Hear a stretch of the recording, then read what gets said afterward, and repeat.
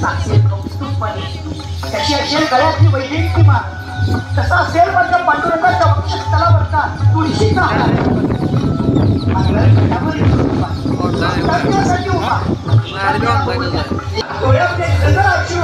पांडुरंगा आणि माझ्या पूर्वजांनी हे सगळं सांभाळलं होतं.